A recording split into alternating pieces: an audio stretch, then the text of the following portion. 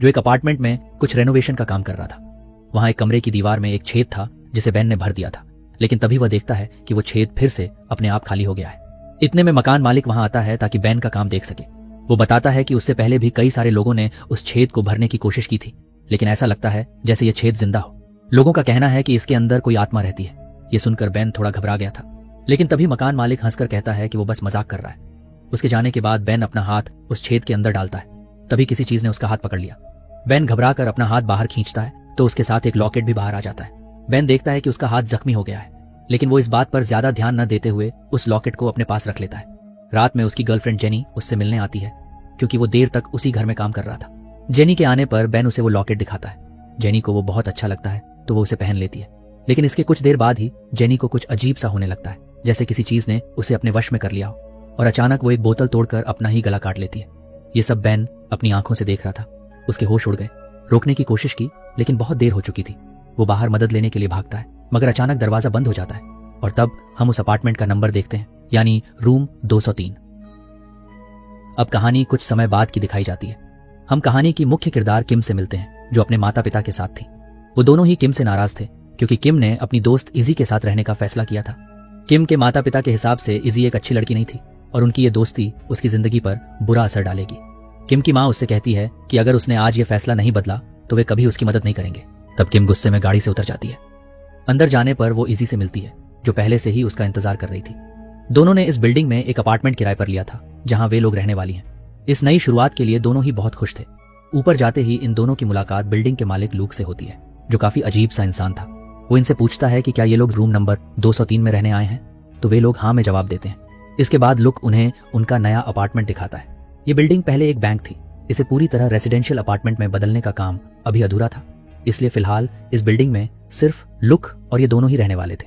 Look उन्हें building के कुछ नियम समझाता है, जैसे रात 9 बजे के बाद शोर ना करना, जानवरों को बिल्डिंग से दूर रखना, और साथ ही ये भी समझाता है वो लोग बेसमेंट में नहीं जाएंगे। इजी और किम को घर बहुत पसंद आता है, इसलिए वे दोनों बहुत खुश थे। इजी की नजर खिड़की पर बनी एक आर्ट पर जाती है, जो उसे बहुत सुंदर लगती है। जैसे ही वो उसके करीब जाती है, लूक उसे छूने से मना करता है। वो बताता है कि ये एंटीक आर्ट है, जो किसी भी हालत में खराब नहीं होनी चाहिए। उन्हें चाबियां देने के बाद लूक वहां से चला जाता है। इसके बाद ये दोनों अपने अपने कमरों में सामान रखने जाती हैं। किम को अपने कमरे में वहीं छेद दिखता है। उसे छुपाने के लिए वो एक कील ठोंक कर वहां एक आईना टांग देती है, लेकिन उसके जाते ही वो आईना अपने आप ही टेढ़ा हो गया था। किम जब इजी के कमरे में गई तो वो अपनी माँ की तस्वीर देख रही थी। हाल ही में इजी की माँ की मृत्यु हो गई थी। वो हमेशा ये दिखाने की कोशिश करती है कि वो ठीक है, लेकिन वो अपनी माँ को बहुत याद करती रहती है। किम नहीं चाहती कि इजी उदास रहे, इसलिए वो उसे हंसाने की कोशिश करती है। इसके बाद दोनों पूरी रात शराब पीकर मस्ती करती हैं। अगली सुबह इजी किम के कमरे में आती है, जहां उसने दीवार में वो छेद देखा था। वो छेद के अंदर देखने की कोशिश करती है, लेकिन कुछ भी नजर नहीं आता। फिर इजी अपना हाथ उस छेद के अंदर डालती है। तभी उसे लगता है जैसे कोई उसका हाथ जोर से अंदर खींच रहा हो। किम घबरा कर उसके पास भागती है, लेकिन दरअसल इजी बस नाटक कर रही थी। उस छेद के अंदर से वही लॉकेट मिलता है जिसे हमने कहानी की शुरुआत में देखा था, तो इजी वो लॉकेट पहन लेती है। रात में ये दोनों एक बार में गई, जहां इनकी मुलाकात 2 लड़कों से होती है। उनमें से एक लड़का किम के साथ बदतमीजी करने की कोशिश करता है। तब इजी उसे मुक्का मारकर बेहोश कर देती है, और वो तीनों वहां से भागकर बिल्डिंग में वापस आ जाते हैं। इजी उस लड़के को लेकर अपने कमरे में गई, लेकिन इससे पहले कि उनके बीच कुछ हो पाता, इजी सो चुकी थी। तब वो लड़का अपार्टमेंट को देखने लगता है। उसे भी शीशे पर बनी वो कला बहुत पसंद आती है। वो उसे देख ही रहा था कि तभी कोई तेजी से उसके पीछे से गुजर जाता है। पीछे मुड़ने पर उसे कोई नजर नहीं आता।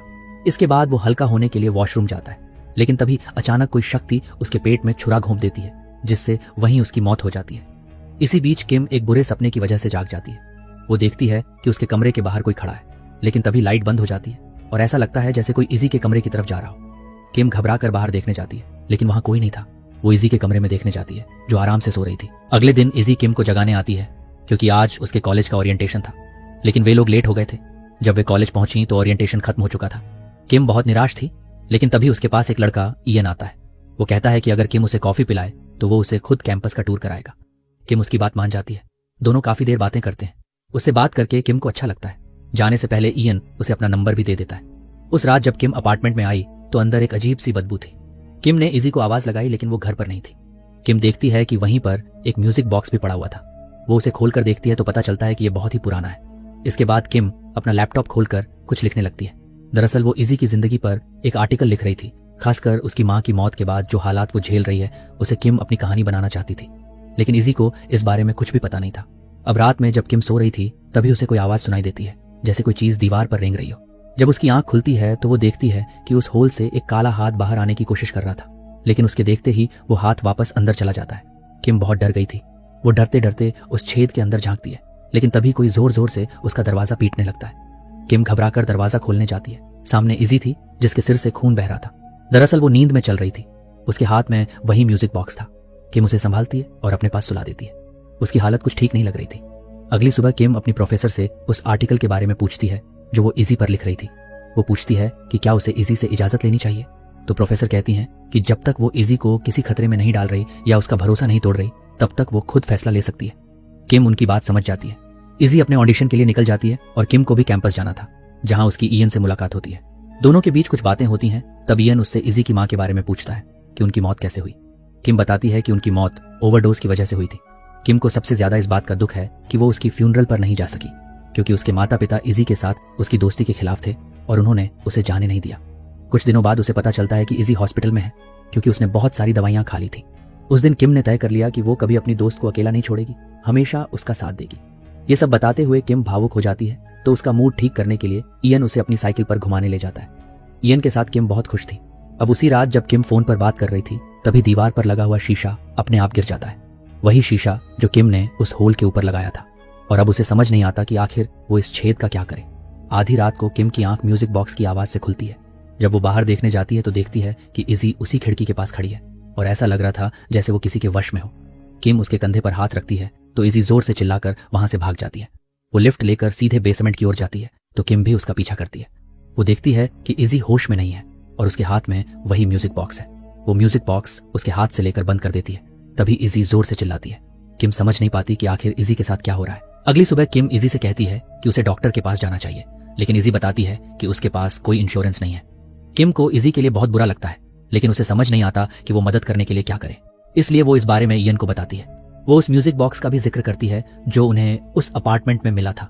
तो इयन कहता है कि उन्हें उस अपार्टमेंट के बारे में जानकारी लेनी चाहिए। इसलिए इजी उसे अपना अपार्टमेंट दिखाने ले आती है, लेकिन वहां पहुंचकर वो देखती है कि दरवाजा पहले से ही खुला हुआ था। वो अंदर जाकर देखती है तो लुक खिड़की के पास खड़ा उसे घूर रहा था। किम को उसकी ये हरकत काफी अजीब लगती है। लुक बताता है कि वो खिड़की को देखने आया था कि वो ठीक है या नहीं। अब इससे पहले कि किम कुछ कहे, लुक कहता है, कल रात तुम लोग बेसमेंट में गए थे। मैंने कहा था कि वहां जाना मना है, दोबारा वहां मत जाना। उसके जाने के बाद इयन उस खिड़की के कुछ फोटो लेने लगता है। वो बताता है कि इस पर बने सिंबल्स प्राचीन हैं और उन्हें इंटरनेट पर इसके बारे में जानकारी मिल सकती है। अब वे दोनों ही अपने काम पर लग जाते हैं। उन्हें एक आर्टिकल मिलता है जिसमें एक कपल के बारे में लिखा था जिसने इसी अपार्टमेंट में अपनी पत्नी का खून किया था। उन्हें और भी लोगों की लिस्ट मिलती है जो इसी अपार्टमेंट में रहने आए थे और फिर अचानक से गायब हो गए। ये सब जानकर किम और इयन बहुत डर गए। अगली सुबह किम के लिए कोई पार्सल आया था तो इजी उसे किम के कमरे में रखने जाती है। अंदर जाते ही उसे कमरे से गंदी बदबू आती है। असल में ये दीवार में बने उसी छेद होल की वजह से थी। तभी इजी की नजर उस आर्टिकल पर जाती है जो किम उसके बारे में लिख रही थी और वो पढ़कर इजी को बहुत दुख होता है। उधर इयन जब उस खिड़की की जानकारी ले रहा था तो उसे एक चर्च के बारे में पता चलता है जिसमें बिल्कुल वैसी ही खिड़कियां होती थी। इसलिए इयन वहां देखने जाता है। एक बात बहुत हैरान करने वाली थी, उस खिड़की पर जो डिजाइन बने थे वो उस अपार्टमेंट के डिजाइन से बिल्कुल उलट थे। वहीं दूसरी तरफ किम एक पुराने जैनिटर से मिलने जाती है जो कभी उनकी बिल्डिंग में काम करता था। जैनिटर किम से बात करने को तैयार हो जाता है। वो बताता है कि उस अपार्टमेंट के मालिक के साथ बहुत भयानक हादसा हुआ था। पति ने अपनी पत्नी को ही मार डाला और फिर अपनी भी जान ले ली। उस समय वो औरत प्रेग्नेंट थी, मगर हैरानी की बात यह थी कि उनका बच्चा जिंदा बच गया था। किम पूछती है कि उस बच्चे का क्या हुआ तो जैनिटर बताता है कि वो इस बारे में कुछ नहीं जानता। जब किम वापस अपार्टमेंट में आती है तो इजी गुस्से में उसका इंतजार कर रही होती है। वो आर्टिकल उसके सामने फेंक कर कहती है, तुमने मेरा इस्तेमाल किया जब मुझे तुम्हारी सबसे ज्यादा जरूरत थी। किम उसे समझाने की कोशिश करती है, लेकिन इजी का दिल टूट चुका था और वो गुस्से में घर से चली जाती है। उसके जाने के बाद किम गुस्से में एक हथौड़ा उठाती है और उस दीवार को तोड़ने लगती है जिसमें वो होल था। तभी उस छेद के अंदर से एक कटा हुआ हाथ बाहर गिरता है और ये देखकर किम के होश उड़ जाते हैं। वो हाथ सड़ चुका था। वो बाहर भागने की कोशिश करती है, लेकिन तभी कोई उसके मुंह पर कपड़ा बांधकर उसे घसीट लेता है। उधर दूसरी ओर इयन बार बार किम को कॉल कर रहा था। उसे उस खिड़की के बारे में कुछ बेहद भयानक पता चला था जो वह जल्द से जल्द किम को बताना चाहता था। इसलिए वह खुद ही अपार्टमेंट जाने का फैसला करता है। इधर जब किम की आंख खुलती है तो वह बंधी हुई थी। तब उसे पता चलता है कि यह सब कुछ लूक ने किया है। असल में लूक वही बच्चा है जिसका जिक्र जैनिटर ने किया था। लूक बताता है कि जो नेकलेस उन्हें उस होल से मिला था वो उसकी मां का था। वो कहता है कि उस होल में एक सेल्टिक देवी माइगू की आत्मा रहती है जिसे उसके माता पिता ने ही बुलाया था। ये उनका श्राप है। और जो भी उस नेकलेस को पहनता है उसे वो आत्मा अपना शिकार बनाती है। उसकी भूख मिटाने के लिए लुक वो अपार्टमेंट किराए पर देता है ताकि जो भी वहां आए वो आत्मा का खाना बन जाए।